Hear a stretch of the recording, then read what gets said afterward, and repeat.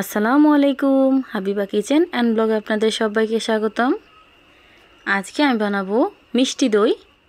খুব সহজে আপনারা কিভাবে মিষ্টি দই বানাতে পারবেন সেটাই আজকে আপনাদের সাথে শেয়ার করব। অনেকেই দই বানাতে গেলে দইটা পুরোপুরি বসে না। কি কি টিপস ফলো করলে আপনাদের দইটাও একদম আমার মতো পারফেক্ট হবে সেটাই আজকে দেখাবো। এভাবে বানালে যে কোনো পাত্রে আপনাদের দইটা একদম পারফেক্ট হবে। কোনো মাটির হাঁড়ি লাগবে না, আপনারা যেখানে বসাতে চান দইটা সেখানেই দইটা বসে যাবে ইনশাল্লাহ। এখন দেখে নেই আমি কিভাবে এই মজাদার মিষ্টি দইটা বানাইছি। এখানে আমি দুধ নিছি 4 কেজি পরিমাণ। আমি আজকে মাটির চুলায় রান্নার শেষে দুধটাকে আমি এভাবে বসিয়ে রাখবো, এই জন্য আগেই আমি মাটির চুলায় বসাই দিলাম। এখানে আমি 4 কেজি পরিমাণ লিকুইড দুধ নিছি। দুধটাকে আমি ভালো করে একটু জাল করে নেব। অনেকেই ভয় পায় বেশি দুধ একসাথে জাল করে দই পাতলে যদি দই না হয়। এই রেসিপিটা ফলো করে যদি আপনারাও দই বানান ইনশাল্লাহ একদম পারফেক্ট হবে। এখন আমি এই চুলায় বসিয়ে দিলাম, বলক আসা পর্যন্ত অপেক্ষা করব। এই তো বলক চলে আসছে। এখন দুধটাকে আমি ভালো করে একটু নেড়ে চেড়ে দেবো যেন নিচে লেগে না যায়। যেহেতু আমি সব রান্নার পরে চুলায় আমি পাতিলটা বসাইছি, এজন্য একটা বলক দিয়ে চুলায় আর কোনো জাল দিব না। এভাবে আমি প্রায় আধ ঘন্টার মতো চুলায় বসিয়ে রাখবো মিডিয়াম হিটে। এক্ষেত্রে কি হবে, চুলার আঁচে দুধটা অনেকটাই ঘন হয়ে যাবে। এই তো দেখতেই পাচ্ছেন প্রায় 15 থেকে 20 মিনিট আমি চুলায় বসিয়ে রাখছিলাম, আর কীরকম ঘন হয়ে গেছে দেখতেই পাচ্ছেন। আমি একটু শটটা উঠিয়ে দেখাই তাহলে বুঝতে পারবেন যে কি পরিমাণ ঘন হয়েছে। দেখেন কত সুন্দর একটা মোটা সর পড়ছে। এখনও কিন্তু দুধটা জাল করা অনেকটা বাকি আছে। চুলায় জাল করলে দুধের ঘ্রাণটা খুব ভালো আসে, এই জন্য আমি চুলায় বসাইছি। এখন আমি গ্যাসে নিয়ে যাব। এই তো দেখতেই পাচ্ছেন আমি কিন্তু গ্যাসের চুলায় নিয়ে আসছি। এখন আমি দিয়ে দিলাম এখানে প্রায় হাফ কেজি পরিমাণ চিনি। চিনিটাকে আমি 2বার দিছি, দেখানো হয় নাই, একবার দেওয়াটা স্কিপ হয়ে গেছে।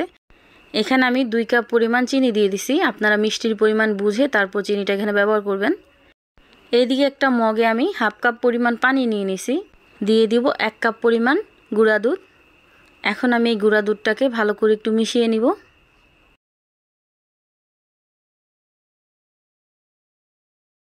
এখানে আমি আরও হাফ কাপ পরিমাণ গুঁড়া দুধ দিয়ে দিলাম। ভালো করে এখন একটু মিশিয়ে নিব।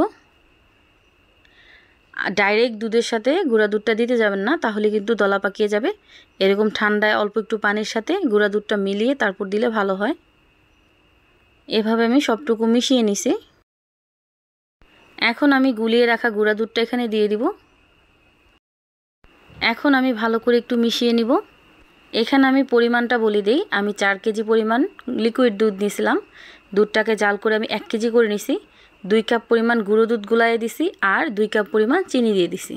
দইয়ের জন্য দুধটা কিন্তু একদম পারফেক্টলি রেডি হয়ে গেছে। আমি কিন্তু দুধটা নামিয়ে নিছি। এখন আমি নেড়ে চেড়ে দুধটাকে ঠান্ডা করে নেব।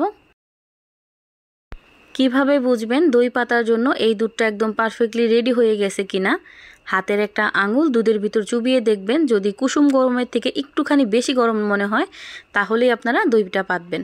যদি মনে হয় অনেকটা গরম আছে তাহলে কিন্তু দইয়ের শাঁসটা দিলে দুধটা ফেটে যাবে, দইটা একদমই হবে না, নষ্ট হয়ে যাবে। আর যদি একেবারে ঠান্ডা হয়ে যায় তাহলে কিন্তু দইটা একদম বসবে না। এখানে আমি 1 কাপ পরিমাণ শাঁস নিয়ে নিব, মানে দই, মিষ্টি দই।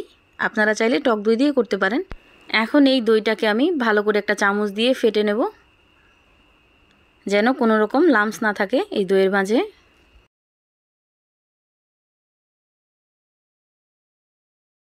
এই তো দইটা কিন্তু একদম ফেটা হয়ে গেছে।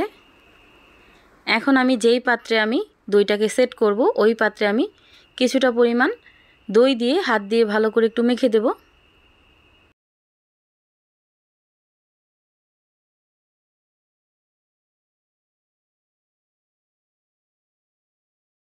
এই তো মাখানো হয়ে গেছে। এই বক্সটা আমি একটা সাইডে রেখে দেব। অবশিষ্ট দইগুলো আমি এই দুধের ভিতর দিয়ে ভালো করে একটু মিশিয়ে দিব।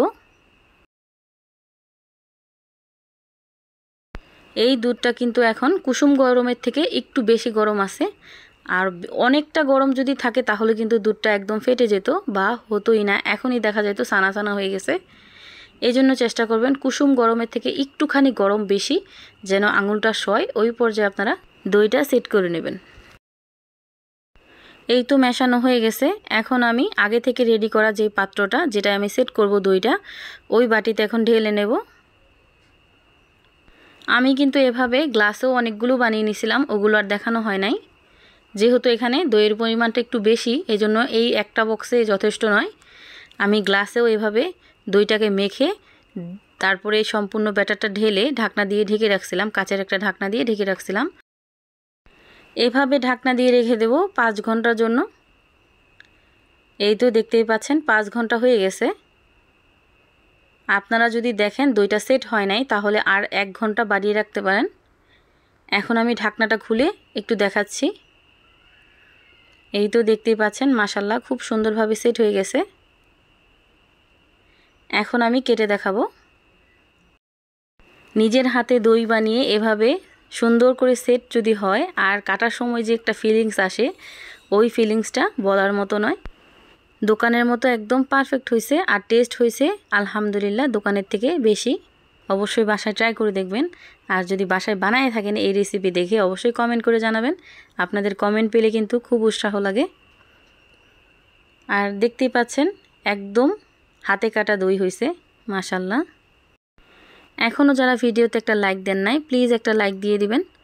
আমার এই মিষ্টি দইয়ের ভিডিওটা যদি আপনাদের কাছে ভালো লেগে থাকে, প্লিজ আমার চ্যানেলটা সাবস্ক্রাইব করে দিয়ে পাশে থাকা বেল আইকনটা বাজিয়ে দিবেন। তাহলে প্রতিদিন ভিডিও ছাড়লে আপনাদের কাছে তাড়াতাড়ি পৌঁছে যাবে। সবাই ভালো থাকবেন, সুস্থ থাকবেন। আল্লাহ হাফিজ।